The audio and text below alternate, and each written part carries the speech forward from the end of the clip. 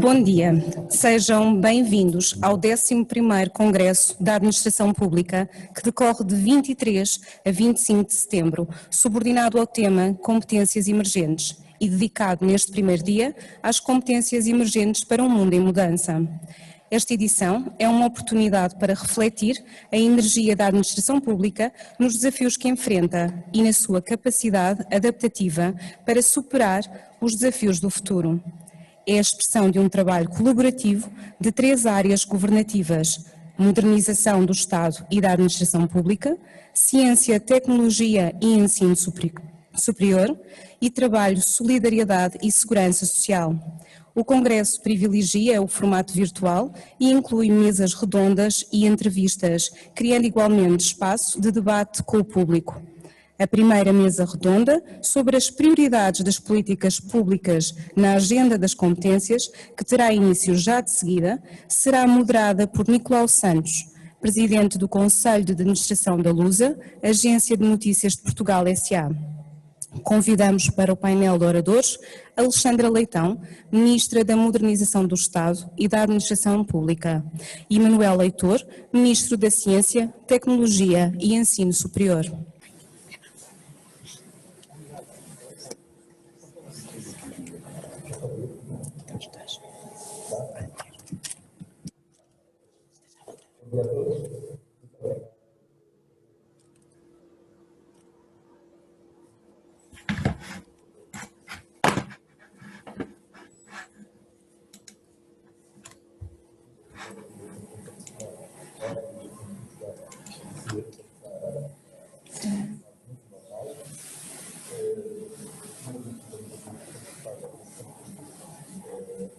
Ele está com máscara, se calhar era melhor ele tirar. Não é por isso. Não?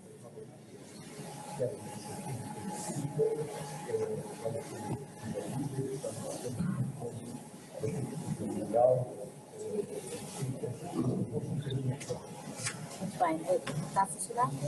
Está? Sim, acho que sim. Bom dia a todos, muito obrigada. Convidava antes de mais o Sr. Ministro da Ciência, Tecnologia e Ensino Superior, os Srs. Secretários de Estado aqui presentes e todos os demais, agradecer a organização pelo INA e começava por dizer, respondendo diretamente, que se há alguma coisa que nos últimos meses deste ano, deste muito especial ano de 2020, nos fez, saltou à vista de todos, é de facto que de um momento para o outro podemos ser obrigados, todos nós, privados e públicos, a adaptar-nos a novas realidades e infelizmente raramente são realidades mais fáceis, são normalmente realidades mais difíceis. E para isso é preciso ter uma administração pública flexível e adaptável. É muito comum dizer-se, e não é totalmente injusto, que as empresas têm muito mais capacidade de adaptação, são mais flexíveis, mudam mais rapidamente se for preciso. Aqui diz, não é possível iniciar o seu vídeo, pois o anfitrião interrompeu o vídeo. Sim, é um motor e, portanto, que há pouco incentiva à mudança. Portanto, eu diria que a primeira coisa que é preciso mudar em termos de mentalidade, não diria mudar, diria aprofundar em termos de mentalidade, é essa capacidade de adaptação a novas situações, que aliás é algo que nós exigimos às nossas próprias crianças nas escolas. E eu acho, francamente, que a administração pública nestes últimos meses demonstrou essa capacidade. Nem sempre as coisas correram 100% bem, mas demonstrou essa capacidade. Demonstrou essa capacidade quando passou para o teletrabalho de forma razoavelmente bem sucedida, demonstrou essa capacidade quando generalizou o digital, respondendo bem também em função de uma preparação que vinha sendo feita há muito tempo, por exemplo, através dos sucessivos projetos Simplex, dos programas Simplex, mas isto para dizer que eu acho que essa adaptação já começou a acontecer. Mas aquilo que é preciso, e que é um pouco o tema genérico deste congresso, é que em função das prioridades definidas em cada momento, sejam prioridades definidas pelo poder político, sejam até impostas ao próprio poder político pelas circunstâncias da vida, a administração consiga rapidamente adaptar-se a elas. E salta à vista, naturalmente, o digital, a inteligência artificial, a utilização da inteligência inteligência artificial nos processos de decisão da administração pública, a sustentabilidade, ainda ontem num evento sobre Smart Cities dizia algo de semelhante a isto, e portanto no fundo é um bocadinho criar ou aprofundar essa importância que na área da modernização do Estado da Administração Pública damos a esta componente que escolhemos, por sugestão da Sra. Secretária de Estado, este tema para o Congresso da Administração Pública. Eu não posso deixar passar um dos pontos que disse e que tem a ver com o facto de a Administração Pública, neste processo de mudança, ter de socorrer muito das plataformas tecnológicas, da inteligência artificial, etc. O Sr. Primeiro-Ministro, na apresentação recente do Programa de Recuperação e Resiliência, deu a entender, ou disse-o claramente, que na administração pública ainda se vivem dificuldades desse ponto de vista, e disse aliás que que o site do Ministério das Finanças parece estar à frente de outros sites.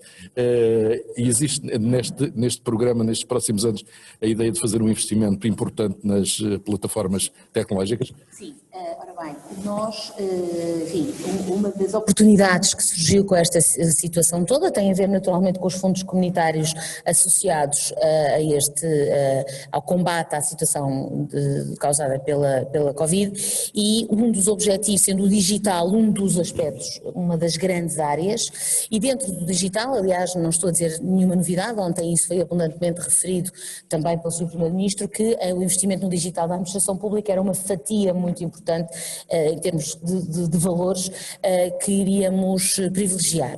E dentro dessa questão, da questão do digital na administração pública, o projeto que em concreto a nossa área governativa propôs tem a ver exatamente com uma certa uniformização ao nível, sobretudo, das plataformas que fazem interação com o cidadão, para que o cidadão tenha uma única cara quando fala com o Estado, independentemente, uma única porta de entrada, quando fala com entrada digital, quando fala com o Estado, independentemente de falar com o Estado AT ou com o Estado de Segurança Social, ao que tem que corresponder evoluções tecnológicas de back-office que permitam, desejavelmente, no horizonte temporal de execução destes fundos comunitários, que as respostas sejam o mais homogéneas possíveis, naturalmente dentro sempre das diversidades que tem que haver, porque a administração pública é uma máquina enorme que prossegue os vários interesses diferentes, os vários fins múltiplos que o Estado tem. Mas, de facto, uma das grandes dificuldades que todos nós, quando cidadãos, sentimos quando interagimos com a administração é que há áreas que se calhar estão mais oleadas e outras menos, e um dos objetivos, havendo agora uma área transversal nesta área governativa, é criar essa transversalidade de forma a, para o cidadão, essas dificuldades não serem aparentes e o cidadão sentir-se que se relaciona com a administração pública em moldes semelhantes. Para isso é preciso fundos, e é nesse sentido que os fundos comunitários associados a este momento, o programa europeu associado ao combate à Covid e reforçar a resiliência dos Estados neste momento, pode ser uma oportunidade para fazer isso, ou será seguramente uma oportunidade para fazer isso. Muito obrigado. Sr. Ministro da Ciência, Tecnologia e Ensino Superior, uma das questões essenciais é realmente a ligação dos cidadãos, o tratamento de dados, os serviços que estão de apoio ao cidadão, na saúde, no território, no apoio ao consumidor, etc. Qual é, neste momento, o ponto da situação que é possível fazer dentro do seu Ministério? Muito obrigado, e já também para cumprimentar todos. De facto, a administração pública e de uma forma geral a coisa pública deve-nos merecer a maior atenção, e os últimos meses foram bem patentes em Portugal e no mundo daquilo que é a nossa resiliência associada à qualidade da administração pública e todos aqueles que exercem as suas atividades na administração pública. Não é nada de novo, mas que hoje sabemos mais do que nunca. E ao longo dos últimos anos temos tentado sistematicamente fazê-lo. Estão em curso desde 2018 um conjunto de projetos, neste momento mais de 30 projetos, que têm como objetivo específico ligar a atividade científica nos centros de investigação por todo o país aplicados à inteligência artificial e ao processamento avançado de dados com a administração pública, de um modo geral, vocacionados para a melhoria da qualidade dos serviços aos cidadãos, mas com base numa narrativa que é importante não esquecer, que são os serviços públicos que têm hoje acesso primordial, primordial a um conjunto e prioritário a um conjunto de informação que é particularmente inédita. Sabemos que todos estes processos têm naturalmente que recorrer aos esquemas normais em que todos nos temos que habituar a viver de privacidade dos dados, mas hoje temos 30 projetos em curso, num montante global superior a 6 milhões de euros, sobretudo em 3 grandes setores. Naturalmente, a saúde, os apoios aos consumidores e o território. Exemplos, a melhoria da prescrição para antibióticos, que é um dos grandes projetos que está em curso com unidades hospitalares de todo o país, naturalmente a eficiência dos serviços de urgência, mas também o rastreio do cancro através da análise avançada do processamento de imagem, de ecografias e outros mecanismos de diagnóstico e a análise comparada em diferentes centros de diagnóstico. Isto são processos que envolvem hoje análises avançadas de processamento de informação que é feita em colaboração entre equipas de investigadores e equipas médicas ou paramédicas. Também na análise do território, desde logo pela ação particularmente inovadora da Direção-Geral do Território na utilização de imagens por satélite em Portugal, com o objetivo último de se vir a ter um cadastro totalmente digitalizado, mas obviamente quer em termos do território, quer das cidades. Também no território, aspectos tão simples como a prevenção de acidentes de viação, sobretudo que está já em ação no distrito de Setúbal e na autoestrada A2, mas também os padrões de mobilidade em muitas cidades, em 5 cidades típicas em Portugal e, por exemplo, a análise do padrão de avarias dos transportes públicos. Portanto, são vários tipos de projetos que estão em curso para processar informação que só os serviços públicos é que têm em colaboração com centros de investigação e de pesquisa e desenvolvimento. Também a terceira área no apoio ao consumidor, por exemplo, na segurança alimentar. Hoje a ASAI tem acesso a um conjunto de informação inédita e, portanto, um dos grandes projetos e programas de investigação tem exatamente a ver com a fiscalização e a segurança alimentar, mas também a proteção do cidadão face ao jogo online. E, portanto, há uma série de atividades que mostra bem, por um lado, a importância da administração pública, dos dados que tem hoje, que são possíveis aceder pela administração pública e à capacitação da administração pública, naturalmente a interação com especialistas e nomeadamente com investigadores desde a área dos sistemas avançados de processamento de informação, especialistas em áreas tão variadas como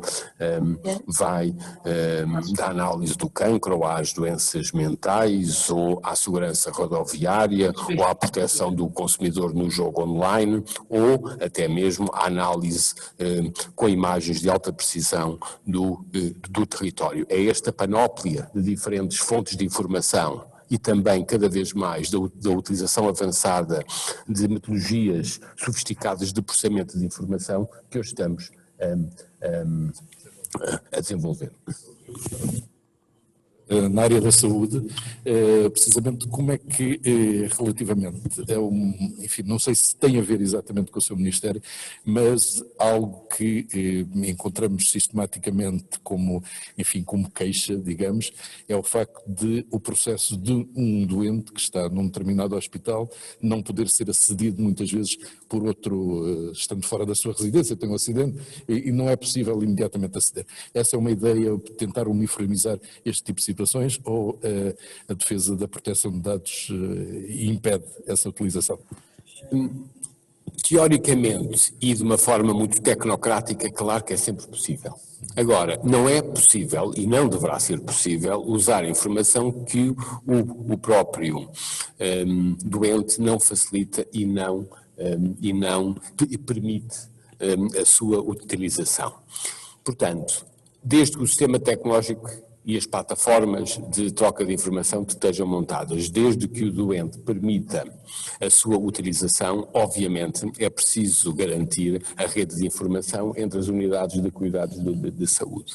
E por isso é que os projetos que estão em curso estão associados a redes de unidades, porque cada unidade tem as suas características autónomas, tem os seus processos de gestão autónomo, mesmo dentro do setor público. Portanto, parece que é algo que poderia ser simples e evidente, mas está longe de ser uma rotina hoje em Portugal e na Europa. Por exemplo, na área do cancro, o programa Horizonte Europa para 2021 e 2027 vai desenvolver uma grande missão, a chamada Missão do Cancro, que vai da prevenção à cura do cancro, para criar redes de hospitais de cancro em toda a Europa. Portugal está particularmente envolvido nesse processo, através, obviamente, da rede de hospitais do IPO em Lisboa, Porto e Coimbra, em colaboração com vários centros de investigação, nomeadamente na área patológica e do cancro, mas este é um desafio particularmente importante, não apenas em Lisboa, não apenas em Portugal, mas no contexto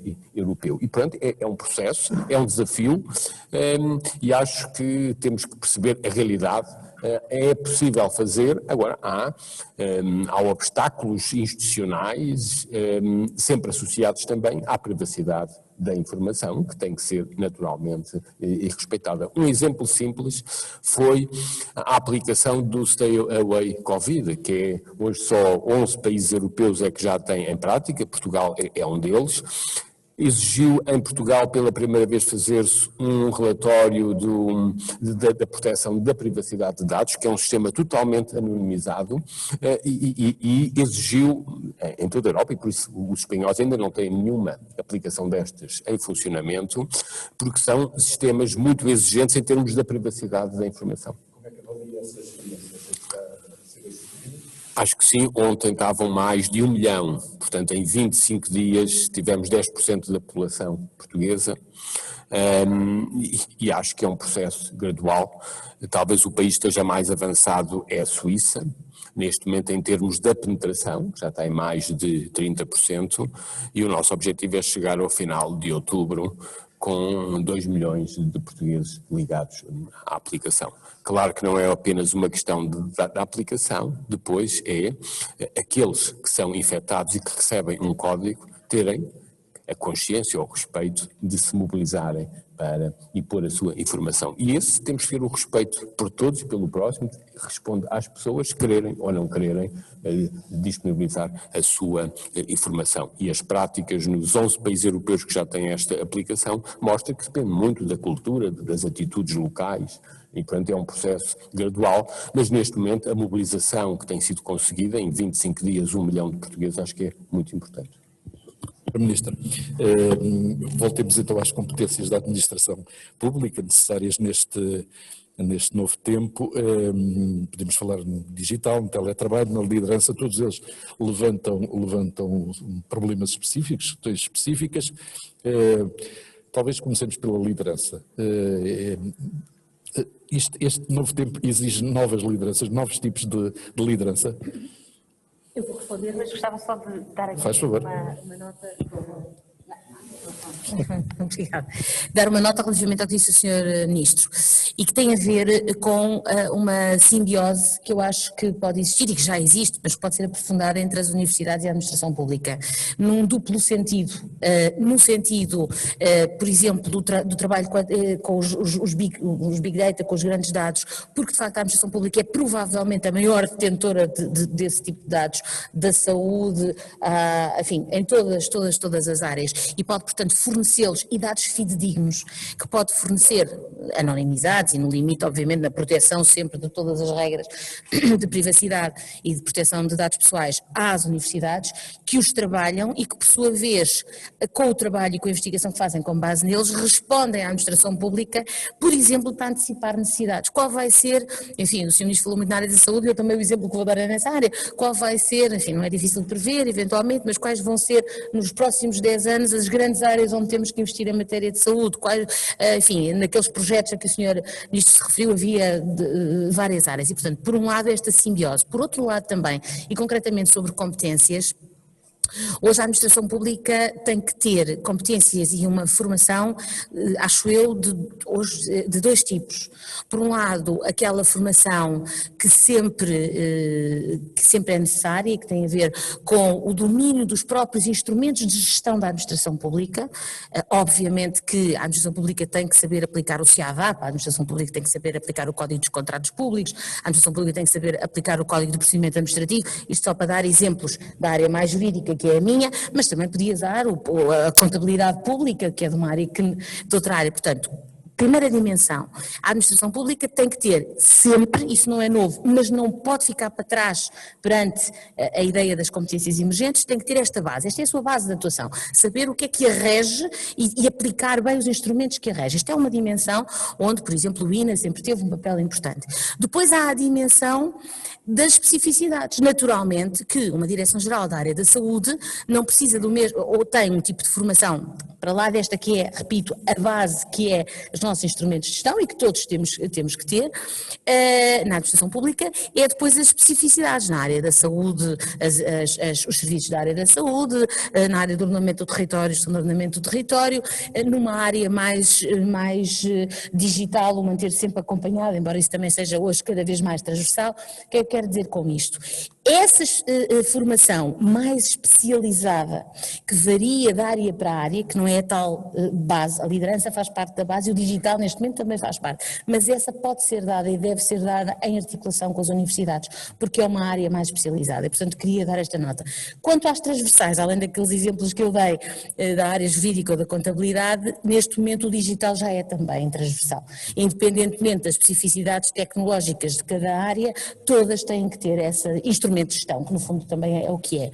E as lideranças têm que dar, eu acho que o papel das lideranças na administração pública é fazer aquela relação, aquele elo da cadeia extremamente importante entre a parte mais política, que determina as prioridades.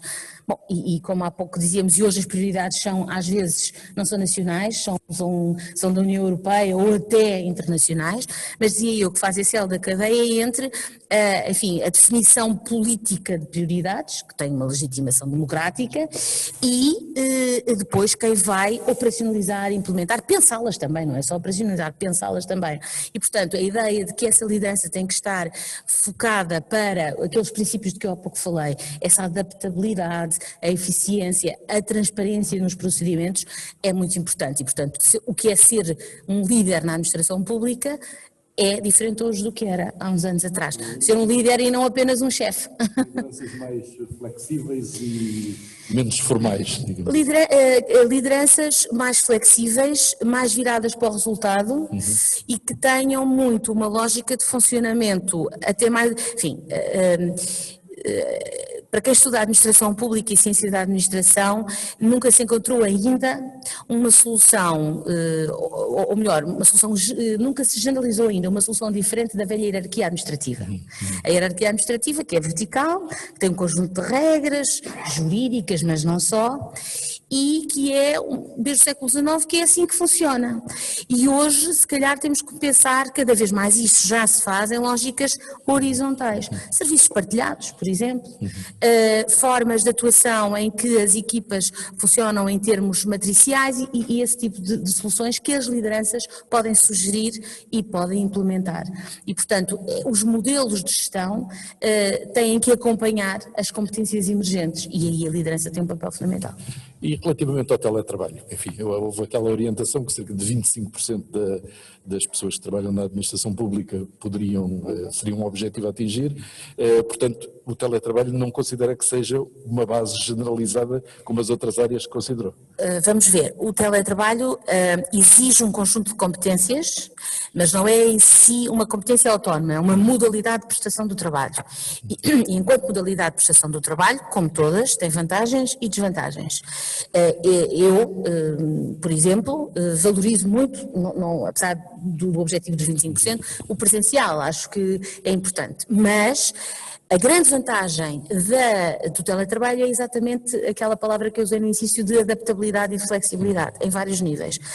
Adaptabilidade à vida da pessoa, há pessoas que, porque pela sua vida, pela distância a que vivem do emprego, por várias razões, preferem essa modalidade de prestação de trabalho, portanto, flexibilidade para facilitar a própria conciliação com as várias dimensões da vida da pessoa, e isso é nessa dimensão, aliás, que está no programa do Governo, mas também flexibilidade para a própria entidade empregadora, que pode ter interesse, por diversas razões, em ter alguém, ou há várias pessoas que estão no regime de teletrabalho. Um exemplo que eu já dei várias vezes e que ontem voltei a dar, é a possibilidade de termos, por exemplo, pessoas a trabalhar numa cidade do interior para uma direção-geral que continua a estar em Lisboa. Ou até o diretor-geral até estar no interior e ter trabalhadores que vivem em Lisboa. Isto é possível a partir do momento em que o trabalho se faz remotamente e torna muito mais fácil esse tipo de soluções. E, portanto, acho que o teletrabalho é uma vantagem pela flexibilidade exatamente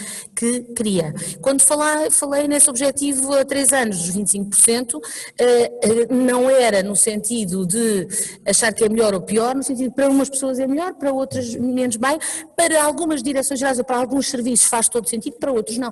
Obviamente que há serviços que são, ou por conteúdos funcionais, que são incompatíveis com o teletrabalho, naturalmente, enfim, os assistentes operacionais, em certos casos a saúde, embora haja também uma grande evolução em torno da ideia das teleconsultas, e portanto, no fundo, acho que o teletrabalho é transversal no sentido em que é passível de ser aplicado a qualquer serviço. E a liderança em cada serviço é que tem que ver qual é a percentagem exata que no seu serviço faz sentido e de que tipo de conteúdos funcionais é que faz sentido. Acho que é difícil, top-down, de cima para baixo, determinar de forma cega. Pode haver um serviço que tem 40% e outro que tem 10%, porque é em função das suas características. Ora, pegando exatamente nessa ideia, pergunto ao Sr. Ministro, relativamente também às competências digitais na administração pública, questões como a reconversão, como a atualização. A minha pergunta é se o Ministério da Ciência, Tecnologia e Ensino Superior se não é daqueles que precisa menos desta reconversão e atualização, se não está claramente já alinhado com todas estas mudanças. Acho que a pergunta direta é não, porque todos precisamos. E antes de mais estamos perante muitos funcionários públicos e é importante dizer que na administração pública há muitas competências.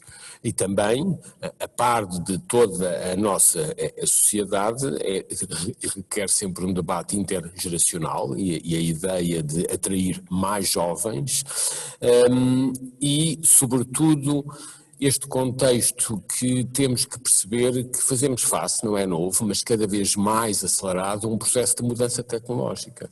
E nós não estamos a assistir, nem vamos assistir nos próximos anos, tudo indica, a um processo de abrandamento dessa mudança tecnológica, antes pelo contrário, e a pandemia veio acelerar mudanças particularmente importantes na área da digitalização das nossas sociedades, portanto estamos a assistir a uma aceleração que foi ainda mais acelerada pela pandemia daquilo que é considerada a mudança tecnológica, nomeadamente pela forma como as pessoas usam os meios digitais, mas também uma necessidade intrínseca de melhor conjugarmos a digitalização com a proteção ambiental. E isto não é apenas uma narrativa teórica. Não nos podemos esquecer que esta pandemia resultou, tanto quanto parece, apesar de não haver dados exatos, passou de animais para homens e por isso assistimos a uma fase de um crescimento das chamadas doenças zoonóticas em todo o mundo. E essas doenças zoonóticas, que irão continuar a aparecer, resultam sobretudo de um desequilíbrio entre a atividade humana e os ecossistemas do nosso planeta e, portanto, exigem, o último relatório das Nações Unidas é muito claro, exigem revisitar e aprofundar a noção do antropocénico. Como é que nós podemos ter um equilíbrio melhor entre a atividade humana e a atividade ambiental. E por isso isto exige, na administração pública de uma forma geral, mas também no setor privado. E por isso o papel da formação avançada, do ensino superior e da atividade de investigação, em estreita ligação, nomeadamente com a administração pública, é particularmente importante, quer àquilo que eu chamaria, por um lado, a reconversão de competências, aquilo que na gíria anglo-saxónica se chama-se o reskilling constante, e por outro lado, a atualização de competências, aquilo que na gíria se chama-se o upskilling. E estes dois processos de reconverter e, portanto, trazer mais pessoas para os novos paradigmas da digitalização e da sustentabilidade e, ao mesmo tempo, a atualização progressiva daqueles que já têm atualização é muito importante. Porquê é que isto é tão importante em Portugal, na administração pública e na sociedade civil de uma forma geral? Quando nós olhamos e é um proxies para o ensino superior, uma das características muito interessantes, mas um grande desafio para Portugal, nós crescemos muito o número de estudantes nos últimos anos. O ano passado tivemos pela primeira vez 50% dos jovens com 20 anos em Portugal a participar no ensino superior. O Nicolau deve-se lembrar, no ano 2000 tínhamos apenas 3 em cada 10 jovens de 20 anos no ensino superior, no 25 de abril tínhamos 1 em cada 10% dos jovens. Portanto, fizemos um trajeto muito importante, mas temos, neste momento, no contexto europeu, somos a região da Europa com a população estudantil do ensino superior mais jovem. A média de idades de um estudante no ensino superior em Portugal é 25 anos. Compara, por exemplo, com o centro e norte da Europa. A Dinamarca é o país que tem a população estudantil mais idosa, com 41 anos de idade. Porquê? Porque estudam ao longo da vida. Portanto, nós o que temos, quando nos comparamos no contexto europeu, temos mais jovens a estudar, que entram cedo, felizmente, mas saem cedo do sistema de ensino. Isto também se passa na administração pública. E por isso, esta questão da reconversão, portanto, o reskilling, do upskilling, exige claramente uma prática e uma atitude na administração pública e na vida social de aprender ao longo da vida. Estarmos constantemente a reconverter competências e a atualizar. Isto é um esforço que, quanto a mim, era particularmente interessante a administração pública também assumir esta capacidade em relação e em articulação com os sistemas de ensino superior, que exige do lado do sistema de ensino superior uma mudança também muito forte. Nós temos ainda um sistema de ensino superior que tradicionalmente se organizou em formações longas, e cada vez mais estes processos, e é uma evolução que está a acontecer em todo o mundo, particularmente na Europa e nos Estados Unidos, que são as formações curtas. Em Portugal temos excelentes exemplos no ensino politécnico. Diria mesmo que nos últimos anos as evoluções mais inovadoras no ensino superior ocorreram no ensino politécnico com as formações curtas iniciais, e foi por isso que...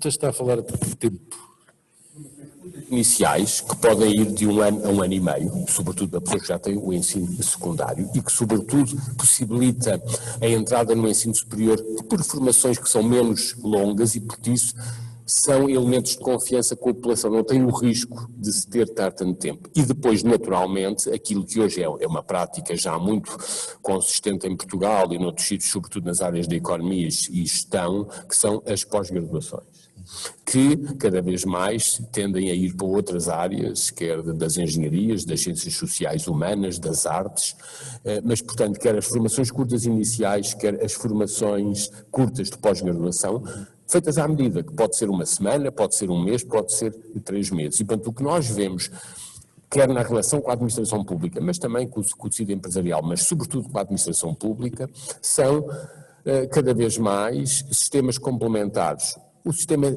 tradicional de formações longas do ensino superior, com as licenciaturas, os mestrados, os doutoramentos, mas depois sistemas complementares cada vez mais importantes de formações curtas iniciais, que em Portugal são particularmente dominados pelo sistema politécnico, e as formações curtas pós-graduadas, os mestrados profissionais, quer em politécnicos, quer em universidades.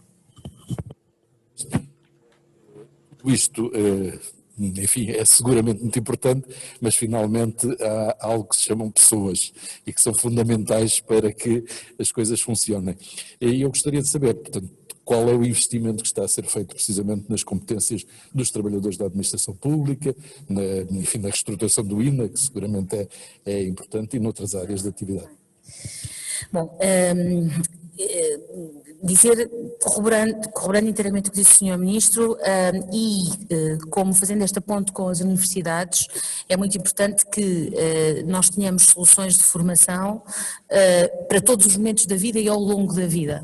Isso é particularmente importante ao nível do ensino superior, politécnico, na administração pública e até ao nível do ensino não superior, onde cada vez mais o ensino de adultos, os programas de qualificação são fundamentais. Aquela ideia de que, por vezes, por razões variadas da vida, cada vez menos, felizmente, como aliás disse o Sr. Ministro, eu podia, enfim, no superior é assim ótimo, no ensino não superior tivemos há 2 anos, salvo erro, a taxa mais baixa de abandono escolar da história portuguesa, e tudo isso são de facto boas notícias, porque estas pessoas que até o 12º ano deixaram de abandonar o ensino superior, o ensino não superior, e que estão cada vez mais no ensino superior, vão trabalhar para muitos sítios, também para a administração pública, e portanto temos a geração mais qualificada de sempre, e isso vai chegar também à administração pública, e daí a ideia de rejuvenescer a administração pública é tão importante para ir buscar essas pessoas.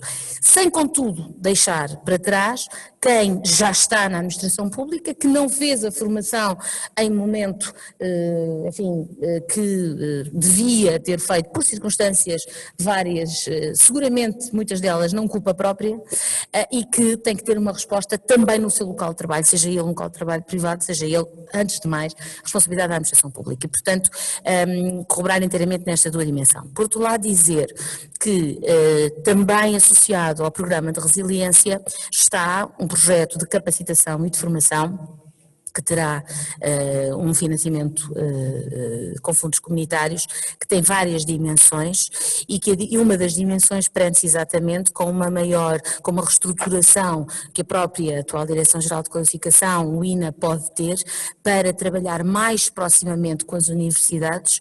Neste momento já tem protocolos com as universidades, vamos ter que fazê-lo mais proximamente, beneficiando desta simbiose que temos estado a falar desde o início e que, se me permite o Sr. Ministro, a própria presença do Sr. Ministro e esta organização tripartida demonstra que é o futuro, a organização tripartida deste Congresso, no sentido dessa reestruturação de podermos utilizar, enfim, beneficiar do know-how das universidades, dos corpos docentes das universidades, para os trazer para formar a administração pública em formações curtas e, naturalmente, em formações que sejam as adequadas para quem já está neste momento integrado na administração pública. E é também nesta dimensão que o financiamento comunitário vai ser muito útil, porque vai facilita sempre, não é? Por outro lado, dizer que nos últimos tempos, e eu não gosto de escamotear assuntos e portanto vou dizer, nos últimos tempos a verba dedicada à formação por parte dos nossos serviços não é a que devia ser e deve ser reforçada, porque essa formação deve ser providenciada aos trabalhadores através das suas entidades empregadoras e a verba afeta a isso tem que ser reforçada. Portanto, quando nós falamos em fundos comunitários, em fundos canalizados para a formação, estamos a falar nesta dupla dimensão, para melhorar a oferta e também para ter nos orçamentos dos serviços capacidade para inscrever os seus trabalhadores, eventualmente até um dia evoluindo para uma formação praticamente gratuita ou tendencialmente gratuita, para usar a expressão da Constituição sobre metas para esse aumento?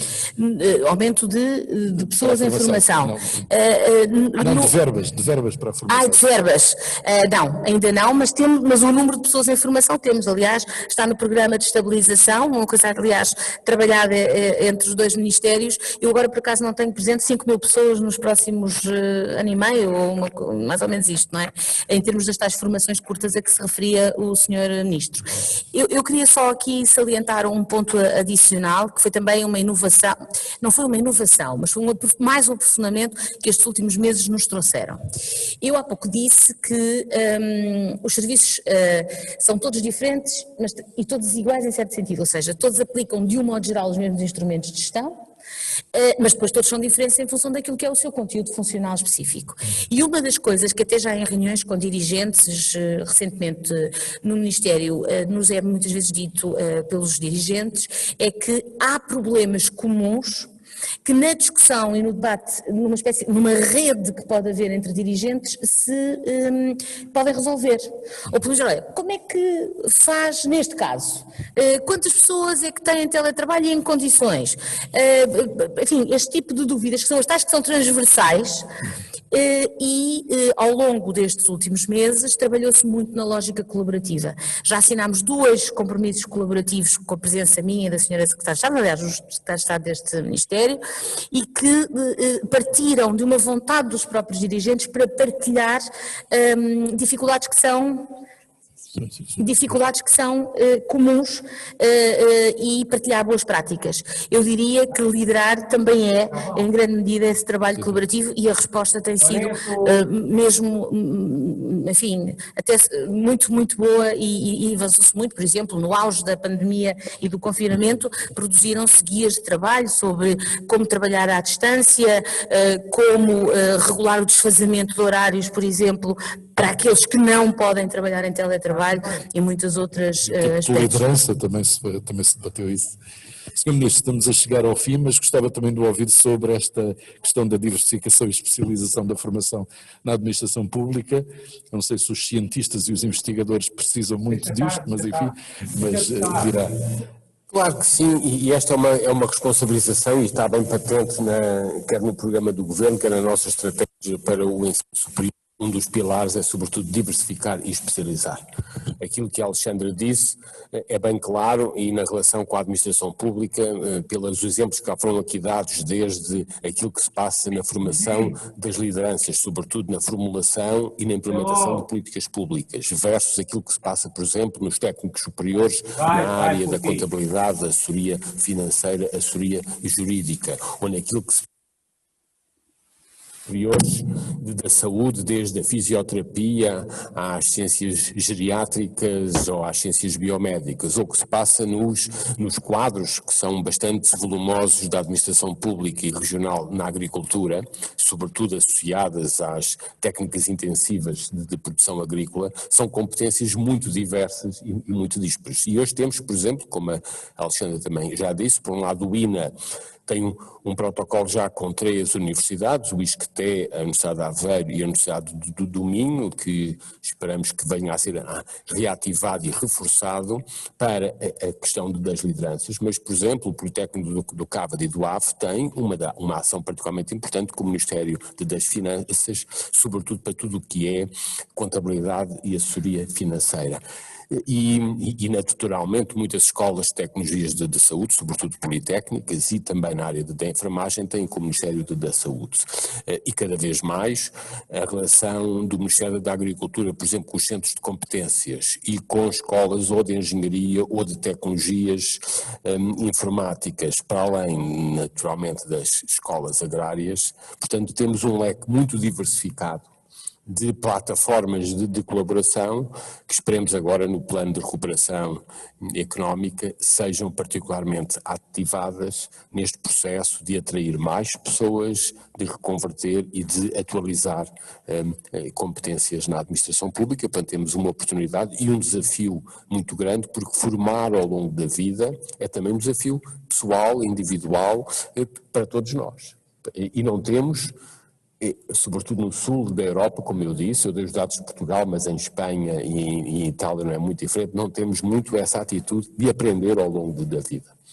Muito obrigado, Sr. Ministro. Muito obrigado, Sra. Ministra, também. Penso que foi um excelente pontapé de saída para este 11º Congresso Nacional da Administração Pública. Espero que todos os que nos acompanharam através das redes sociais que tenham apreciado e peço, se for possível, para os nossos oradores uma grande salva de palmas. Muito obrigado.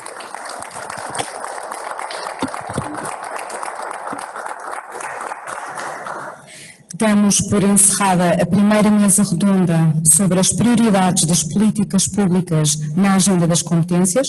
O 11º Congresso Nacional da Administração Pública continua em formato exclusivamente virtual até sexta-feira, dia 25 de setembro. Lembramos que às 11 horas de hoje tem início a segunda mesa redonda sobre o tema Valores Emergentes no Trabalho no Mundo Pós-Covid. Muito obrigada.